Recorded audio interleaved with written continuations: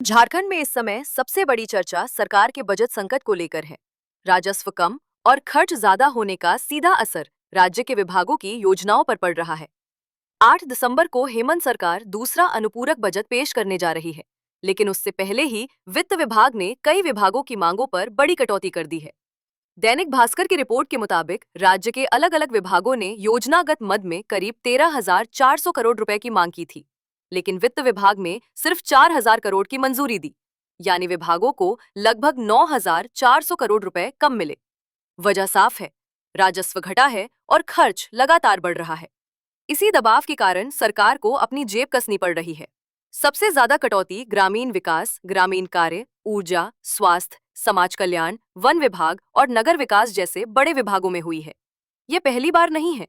इससे पहले अनुपूरक बजट में भी विभागों ने 11,800 करोड़ रुपए मांगे थे, लेकिन उन्हें सिर्फ 3,000 करोड़ मिल पाए थे। चालू वित्तीय वर्ष 2025 से 26 के लिए राज्य का कुल बजट 1,45,000 करोड़ रुपए का है। इसमें योजनागत बजट 91,742 करोड़ का है। मॉनसून सत्र में भी 4,297 करोड़ का अनुपूरक बजट पास हुआ था, लेकिन खर्च का हाल काफी कमजोर है।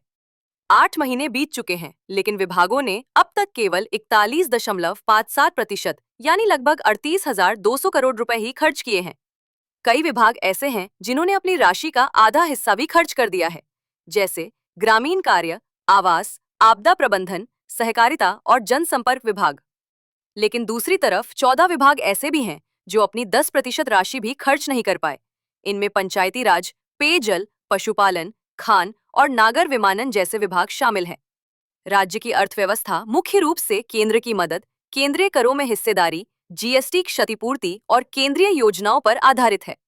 पहली तिमाही में खनिज राजस्व और वाणिज्य कर में थोड़ी बढ़ोतरी हुई, लेकिन बाकी मदों में उगाही बहुत कम रही। इसी वजह से सरकार के खजाने पर दबाव लगातार बढ़ता गया। इस आर्थिक स्थिति का अंदाजा इसी से लगाया जा सकता है कि ई कल्याण पोर्टल पर पंजीकृत लगभग 6.5 लाख बच्चों को अभी तक स्कॉलरशिप की राशि नहीं मिल पाई है। विपक्ष के कई विधायकों ने भी दावा किया है कि उनके क्षेत्र में विकास कार्य ठप पड़े हैं क्योंकि निधि में पैसा नहीं है। वहीं सरकार पर मैया सम्मान योजना को जारी रखने का दबाव भी है, जिससे खर्च और बढ़ रहा है।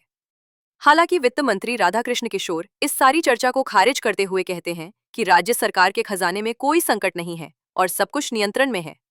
लेकिन जमीन पर जो हालात दिख रहे हैं, वे इस बात का संकेत देते हैं कि झारखंड की वित्तीय स्थिति इस वक्त गंभीर दबाव में है और आने वाले समय में सरकार को कई बड़े फैसले लेने पड़ सकते हैं।